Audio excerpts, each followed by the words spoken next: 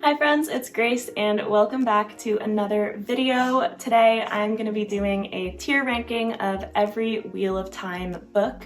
I haven't made a Wheel of Time video in a little bit because as I made my way through the series I was doing my spoiler chats after each book, but now that's done I don't have any more of those videos to make, but I still wanted to do more things with Wheel of Time and talk about the series more because it deserves it and there is really so much to unpack. And the first thing is basically just doing a ranking of the books, because even though I talked about each of them in depth as I finished them, I never really considered my overall ranking of the series in like any kind of definitive way.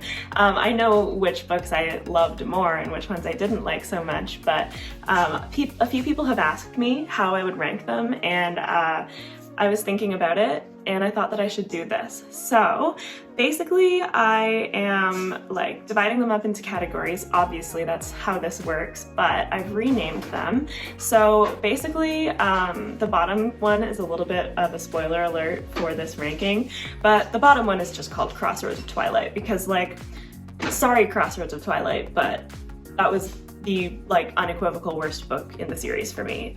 Very little happened, but yeah, basically we have the very top being favorite, and so this is not necessarily favorite book of all time, but like within this series, given that there are 15 books, my favorites of them, like the very, very best. And then we have great and then good, and so those two categories are probably going to compose most of the books, but I'll have my favorites, then I'll have books that I think are like a cut above the average of the series, and then good is pretty much like an average Wheel of Time book, because for the most part, yeah, I thought that they were good. And then the slog is the slog, where I didn't necessarily feel as negatively about the slog as some other people did, but I do still think that there are a couple of the books that fall into that, so that's what I decided to name that category. And then of course, the bottom.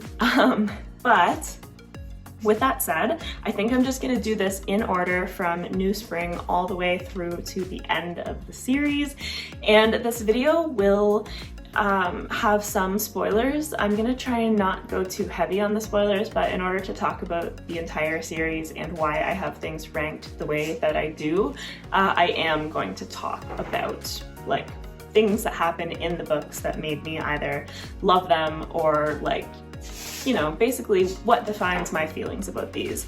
And I by no means remember exactly what happened in every book, so this is also based on like vibes and how I remember feeling about them. On reread it'd probably be a lot more detailed, but for now I remember some of the major events. I think I remember the endings of each book, but I do remember my feelings about them, I think. Okay.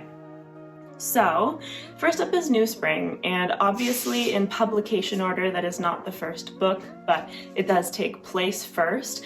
And this is an interesting one, and I think for now I'm just gonna stick it right in good, because I thought that it was a really solid book, and I read it after Fires of Heaven. And so of course, at the end of Fires of Heaven, we have like what happens with Moraine and Lanfear, and there were a lot of emotions tied up in what happened to Moraine. And so I was recommended that there are a few options for when you can read New Spring, and I chose to do it right after Fires of Heaven, and for me, that was the perfect spot for it because it just hit that emotional balance right at the right time.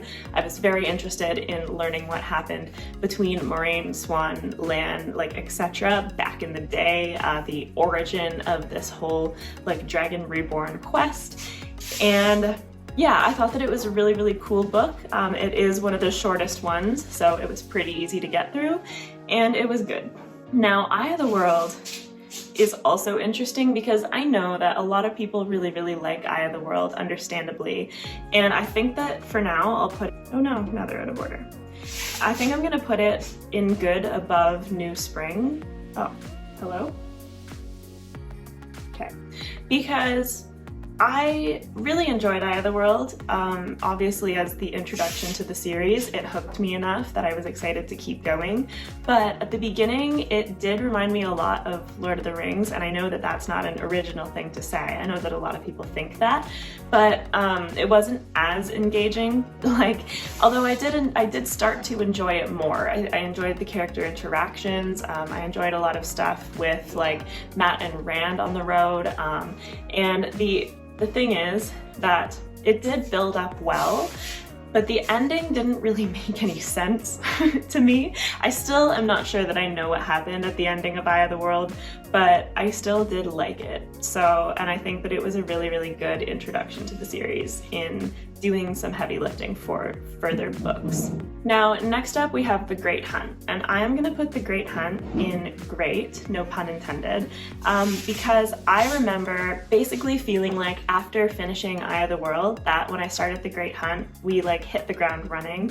The pace was higher, I was more interested, and maybe that was because I had time with the characters in book one that I was then ready to like go do more plot things with them more quickly. But I remember really, really enjoying The Great Hunt and like where each character was, and I really enjoyed the ending of that. I remember being so invested in what was gonna happen to, like, was it Elaine and Egwene at that moment with Leandrin, and the ending of, okay, so the ending of The Dragon Reborn was at Tyr. The ending of The Great Hunt was at Fong. And I really loved that, like with the introduction of the Shan-Chan, that just like flipped the series on its head and was such an unexpected, like, I don't know. The endings of the first three books in their own ways were similar but also different from each other, and I think that out of the three of them, the Great Hunt may have been my favorite ending of them, and I just remember really, really liking that book quite a bit. And The Dragon Reborn, I have similar things to say about. I think that I'll put it below The Great Hunt though. So with The Dragon Reborn, I remember thinking that it was funny because for a book called The Dragon Reborn, it had a shocking lack of said Dragon Reborn for the majority of it, but this one had a really interesting ending too, with Rand finding Kalendor, and obviously this climax happened in the Stone of Tyr, and I've heard from a few people that they don't find the beginning of The Dragon Reborn very engaging, but I remember liking it. And so based on what I remember feeling about it, this one definitely deserves to be in the great category, but just a little bit lower down in that. Now, next up we have The Shadow Rising, and The Shadow Rising without a doubt is gonna go in the favorite category because I think that this is still my favorite book from the series. So I know a lot of people say that The Shadow Rising is like a litmus test book for the series and whether or not you're gonna enjoy it and should continue. And I definitely agree that that's true, because while the first three books are somewhat smaller in scope, like even though they go different places, they introduce the Shan-Chan, they are relatively large in scope, I feel like The Shadow Rising expands it even further. Like, you have the introduction of the Aiel, you have just so much revealed about like what the series can be and has the potential for, and like all these different directions that it could go basically. And it has a very different ending from the first three, and I just like, I enjoyed so much of The Shadow Rising.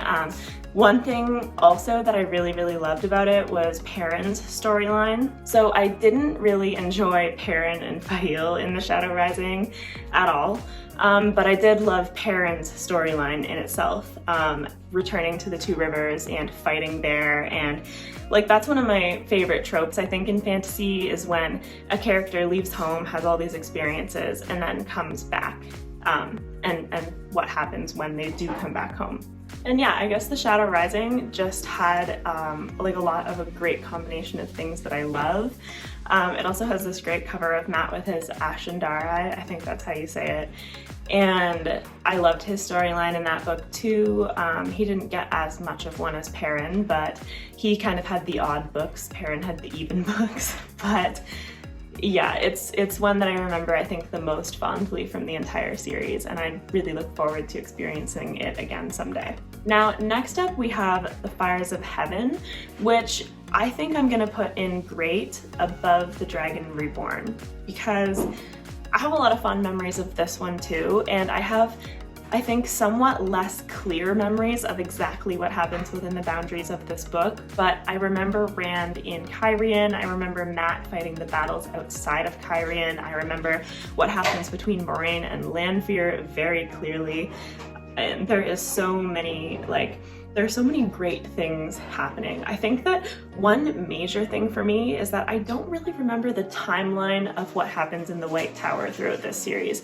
That for some reason is difficult for me, remembering, I remember what happens with our Aes Sedai characters, but I don't remember when it happened. So I wish I could talk more to what Elaine, Egwene, and Nynaeve were doing, but I believe that it was at this point, if not maybe a little later, that the split happened between the White Tower and Saladar, because I know for certain that we had that split happening in book 6. That was already a thing. So I enjoyed all of that. Actually, I think that Elaine and Nynaeve were traveling with the caravan, or with the menagerie in book 5, if I remember correctly, and they are dealing with Moghedien, and I really, really loved all of that too. Oh yeah, that's another thing I forgot, is what their storyline was in the Shadow Rising with Moghedien in the city. And what's the name of that city? I can't remember. But when Nynaeve essentially defeats Moghedien and sends her into a panic, basically, and wanting revenge, obviously. And their storyline with her was very interesting throughout the series. So I really enjoyed a lot of what was happening there, and like I said, I remember the ending very clearly, and I really liked the ending of Fires of Heaven. Now, Lord of Chaos, I feel like I might have a little bit of a controversial opinion on, because I'm gonna put it in the bottom of good, and it's wanting to go on the top right now for some reason.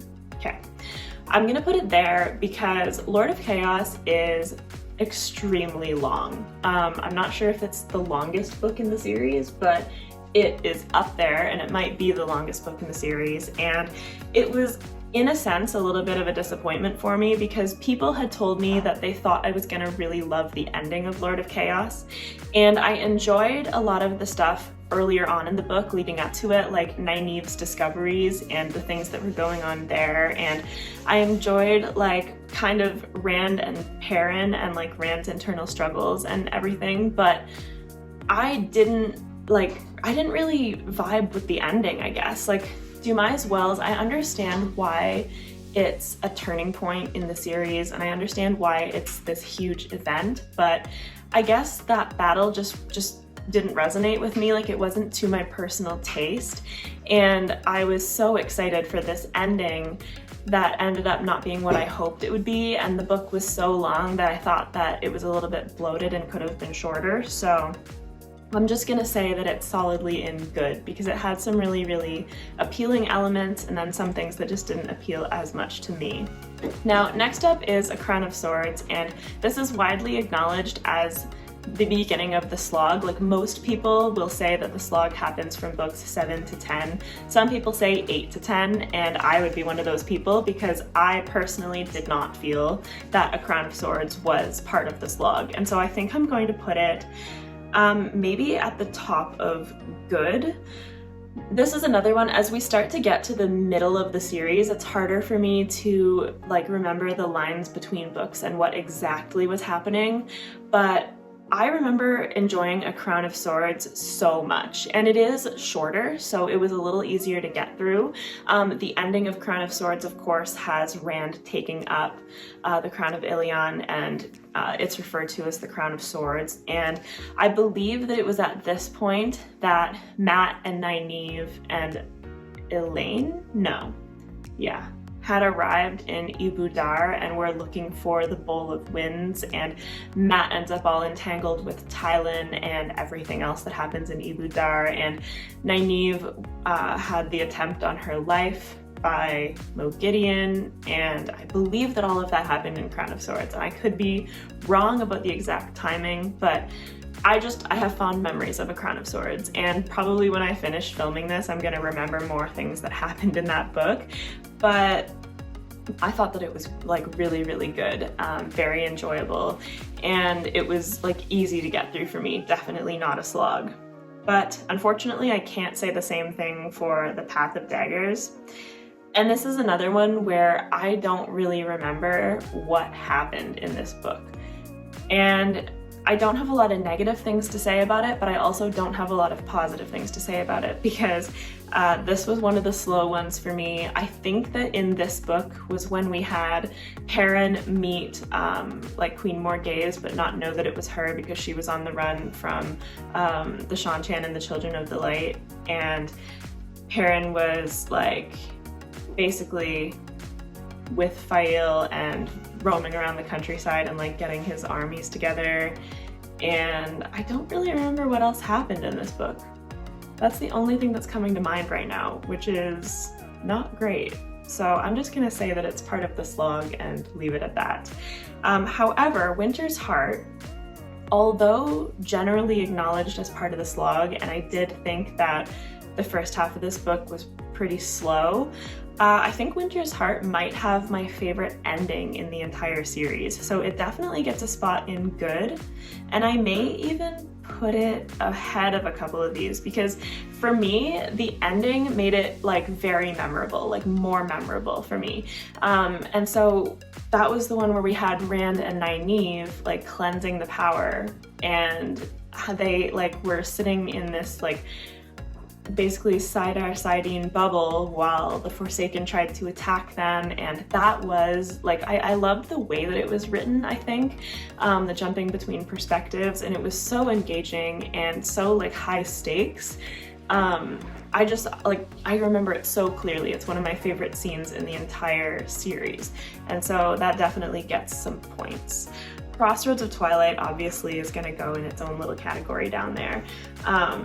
It would be a slog book, but it's like below a slog book. I really didn't, like, I gave it 2 stars, and upon reflection that, well, it's probably fair, but it may even be slightly generous, because I am convinced that I don't remember anything that happens in Crossroads of Twilight.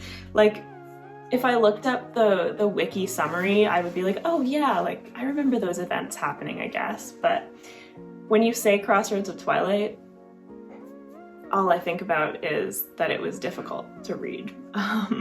But luckily, on the bright side, the last 4 books were certainly uphill from there. And so Knife of Dreams is definitely getting a spot in great, and I think it may be at the top of great, to be honest. I was so happy when I read this that Robert Jordan, before he passed away, like wrote this book himself and managed to get the series going back in the right direction. Like, after reading Crossroads of Twilight, my expectations were down here, and even if my expectations were a little higher, like Knife of Dreams definitely still would have cleared them. Like, it was a great book. And it's ironic because saying that I can't really remember what happened in Crossroads of Twilight, some of the same can be said for Knife of Dreams, because like I said, the events start to blur together. But Knife of Dreams was the standout book for Egwene, and so was The Gathering Storm, to be honest. But Crossroads of Twilight, I seem to remember, was when Egwene got recaptured by the White Tower. And basically, Knife of Dreams, like I enjoyed following her storyline so much and what she was trying to do from inside the White Tower. And I'm trying to remember what other events happened, because this is where like things start to really ramp up again. And of course, the final 3 books were basically 3 parts of one final book. And so Knife of Dreams did a lot of the legwork to set up those final books, and I was like, it had me so excited again for the series. And I think that that's why I like remember it so positively. Now, The Gathering Storm, I think, is also gonna go in favorites alongside The Shadow Rising. It's gonna go below The Shadow Rising though, if it will actually agree with me. There we go. So The Gathering Storm, like I said, Knife of Dreams was a standout book for Egwene, but The Gathering Storm just continued with that like trend. And The Gathering Storm was also an amazing book for Rand. And so they were definitely like given the attention that they deserved. And this had the insane battle at the White Tower, like with the Shan attacking it, and this had the scene with Varen and Egwene, which is, again, one of my very favorite scenes in the entire series. That is an absolute standout. And this also had that ending with Rand on the mountaintop, and that was a long time coming. That was so emotionally satisfying. So I have very, very good memories of this one too, and I think that out of the... Do I want to put Knife of Dreams in favorite? No, I think I'm okay with it where it is. But I think that overall I'm going to end up with 3 favorites, because I don't think that all 4 of the final books can be my favorites. I'm gonna have to choose from them because it is just the 15 books from this series. But what I might do is I might move The Dragon Reborn down to good. And then I might put, I think that Towers of Midnight is gonna go also in great, because I think that I'm trying in my head to compare these final 2 books, Towers of Midnight and A Memory of Light. And I think that A Memory of Light is gonna go in favorites just by virtue of being the final book, having that climax, tying everything together. Towers of Midnight was a great book for Matt, and Matt is one of my favorite characters. But then again, so was A Memory of Light. And A Memory of Light, like these Brandon Sanderson, Robert Jordan books, they did like exactly what they needed to do, and that's why I think that Brandon Sanderson was such a great fit to finish this series, because he was able to balance the plotting and the characters in terms of like making sure that everything was still going in the right direction, because he had a lot of work to do to wrap this up, but also making sure that each character got their moment and got their due. I think that like it was just phenomenal and a great balance. And I enjoyed Towers of Midnight, the ending of it a lot, and the build up to that. And then A Memory of Light, like everything was just ready and balancing on the knife's edge for the final battle to start. And even though there was a 200-page chapter, the battle still wasn't finished at the end of that chapter. Now, I do think that there could have been a little bit more falling action afterwards at the end of the series. However, I was just so impressed by like how much everything was well wrapped up, because there were so many details to be remembered and brought back and then put to bed, and it was just very, very impressive. So I thought that I was going to have more books in the slog category, to be honest, but I think I'm happy with where it's at. I suppose I could have made this 4 categories, and then the slog could have been Crossroads of Twilight and The Path of Daggers, but it is what it is. There were only 2 books in the series that I really wasn't too fond of. 6 books that I considered good, which I think is fair given that that's just under half, like that is kind of an average for the series. And they were all like very enjoyable. And then I think that it's pretty clear that towards the end of the series, I thought that it really ramped up and started getting really good again after the slog. And obviously The Shadow Rising is still a standout for me, and like The Great Hunt and Fires of Heaven from earlier in the series. But those final 4 books, the last Robert Jordan book and then the Brandon Sandersons, they were phenomenal. And yeah, this really is a great series. So I think I'm happy with this ranking, but of course in the comments you can tell me why you disagree and why I'm wrong. But you could also tell me if you agree with me, which would be nice. So with that all done, that is going to be it for this video. Thank you so much for watching. I hope that you liked it. Please like this video if you did like it. Subscribe if you want to see more content from me. I post new videos on most Mondays and Thursdays. As always, I will have my socials, Discord, and Patreon linked in the description below if you're interested in any of that stuff. And with that said, I hope you have a fantastic rest of your day. Bye!